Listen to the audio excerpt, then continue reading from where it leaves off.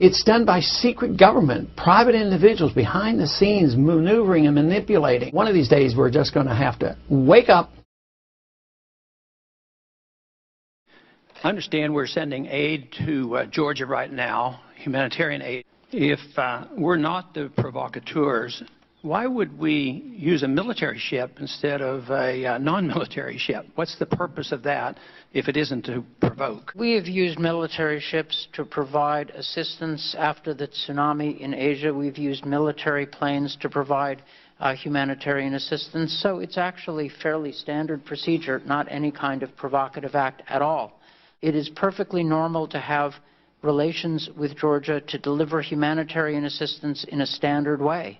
It is, after all, the Russians who have crossed an international border to attack Georgia, okay, not the other way around. Let me have you pause for a minute, because obviously there's a disagreement on that. Certainly in world press, there's a lot of disagreement on who did the invading first, but we'll not settle that here. But I think we should all agree that when you give humanitarian aid, it's essentially military aid, because all funds are fungible. And it just happens that the Georgians in their budget last year spent 70% of their money on the military, and they got a lot of assistance from us. So this idea that it's humanitarian aid and not military aid, I think distracts from what's really going on there. But I was just wondering whether it ever bothers you or concerns you, or the question ever crosses your mind about, say, humanitarian aid to a country like this. What about the people in this country? We have a lot of poor people not getting medical care and not getting food. And $1 billion, oh, what the heck? We'll send them another $1 billion. Does it ever cross your mind that maybe that should be helping our people here? And this is getting us into trouble. This isn't helping us. This is making us less safe. This is part of this empire. You might refer to it as our sphere of influence, but everybody knows it's our empire. But does it ever cross your mind that everything that we do over there and every nickel you take, you're taking it away from some poor people in this country that could have been helped? I don't think of it that way, no, sir. Secondly, as a matter of fact, Georgia did not attack Russia. There is no question about that. Russia attacked Georgia.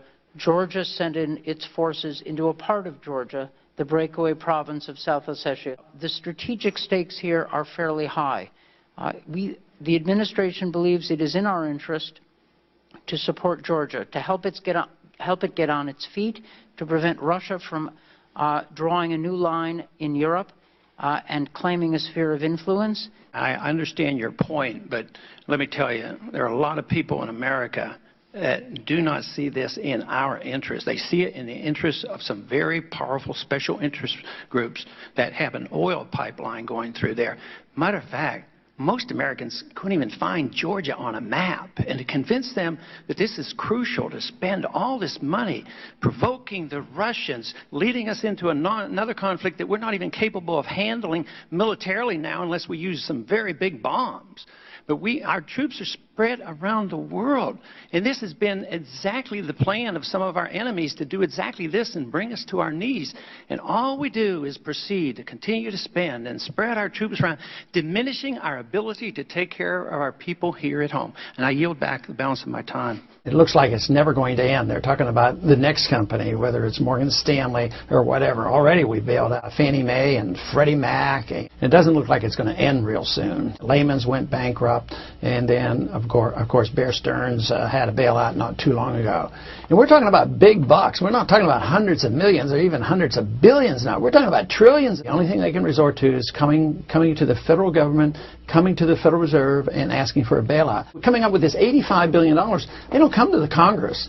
I mean, the Federal Reserve buys them out. They own it. We as taxpayers now own Fannie Mae and Freddie Mac, and nobody knows how much that'll cost. That could be into the trillions of dollars. They don't come to Congress. We don't have appropriations trying to patch things up. But of course, in the meantime, I'm sure there's a few people making a couple bucks out of this whole thing.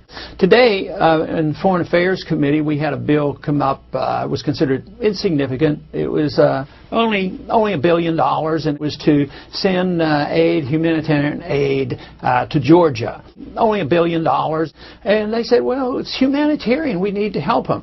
And yet that is such a controversial issue going on. And to me, it's just a disaster to pump more money into Georgia, stirring up trouble, provoking Russia, trying to reignite the Cold War, all these many things. But financially speaking, we don't have $1 billion. I mean, where are we going to get it? They're going to appropriate and authorize this money, but they're not going to raise taxes in the next few months to pay for this. They'll probably have to borrow it, monetize some debt, and get more money. But with all the problems that we have, we're still going around the world looking for more problems. So in a way, this casualness on how we spend $1 billion overseas in foreign aid for humanitarian purposes, which in reality is military support for that government who's supposed to, in return, protect an oil pipeline in that country. In return, protect an oil pipeline is just, a symbol of how serious the problem is. That this is not even an event, and yet the whole Cold War with Russia now be stirred up again.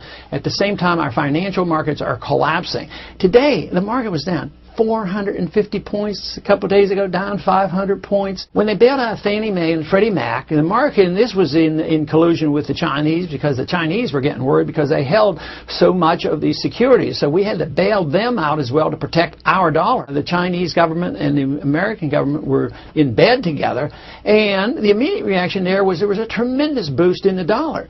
But that had to be temporary, because you can't create money like we're doing and in order to support the dollar. First, they start with the Federal Reserve. The Federal Reserve is a monopoly, and it controls interest rates artificially low, causes people to make mistakes. But then on top of that, in the housing market, what we had the Community Reinvestment Act, which told investors that they had to loan to risky borrowers. And that was a complication. HUD contributes to this. FDIC contributes to this. It's called moral hazard. Everything that we have done over here creates moral hazard. That is, we assure people or assume that we'll take care of everybody. Just go out and take the risk. It's the opposite of the marketplace. And then they have people come along and say, see, this is the failure of capitalism. This has nothing to do with capitalism. This is something that started off as interventionism and us being too involved in the economy for the benefit of special interests. But now it's being socialized out in the open. I mean, we, the taxpayers now, own the mortgage companies, the insurance companies, and we're going to own a lot more. If our car companies need bailed out, believe me, it's going to happen. They're not going to let all our car companies go broke either. But this will come to an end. The end of this comes when people reject the dollar. And I think we're getting awfully close to this. When you see the movement we're seeing in the markets today, we know that there are serious problems out there, and Congress basically are oblivious. They have no idea what's going on. Matter of fact, I'm not even sure the Federal Reserve has any idea what to do about this. They've been manipulating and maneuvering for their benefit over the years, but eventually the market wins out. This is so serious and so big that we better be prepared. And the reason why this is so important, if we care about people in a humanitarian sense, what you want to do is protect the value of the money. Just think of the third world nations when they have total runaway inflation. The middle class gets wiped out. And today, what we're seeing today is the middle class being jeopardized by this type of system we have of unlimited spending, unlimited debt, unlimited creation of new credit. Matter of fact, I think a lot of people are waking up and starting to realize this, but also there's a lot of people starting to panic. But the answers are there. The answers are in the free market and sound money in our Constitution. So if we did that, we could solve these problems. But so far, we haven't seen very many people resorting to going back to the basic principles of the marketplace, capitalism, and our Constitution. Our Constitution. Our Constitution. The Constitution is very clear that the President is Commander-in-Chief of the military, but the President is not the Commander-in-Chief of the economy or of the people. And when we get asked questions like, how are you going to manage the economy? It's a reflection of conventional wisdom, but of a lot of lack of understanding of how the economy works. The President's not supposed to manage and run the economy. The people are supposed to do this. The government is supposed to give them sound money, low taxes, less regulations. The people are supposed to run it. By lower taxes and less regulations, they could do a whole lot by having sound money where we don't print the money out of thin air. That causes the business cycle. That causes your bubbles. We're always dealing with the symptoms and the disease and never saying, how did this come about? You know, it comes about because we have a Federal Reserve that creates money and credit out of thin air. There's a lot of malinvestment. That's the most important thing to understand about the inflation of the monetary system, is the malinvestment. Then later on, people suffer, and you wipe out a middle class. But it's the evil of it all is the vehicle for financing wars that we shouldn't be in and a welfare state that we shouldn't be doing. So, yes, we have a role to play, but it's a negative role. We want the people to be free. We don't want to manage the people and tell them how to live. And we need a commander-in-chief. But the most important thing on it as a commander-in-chief is not moving troops around as much as it is having a wise foreign policy that doesn't get us involved in so many things, and we get trapped and we linger. Year after year, we've been doing this for so long.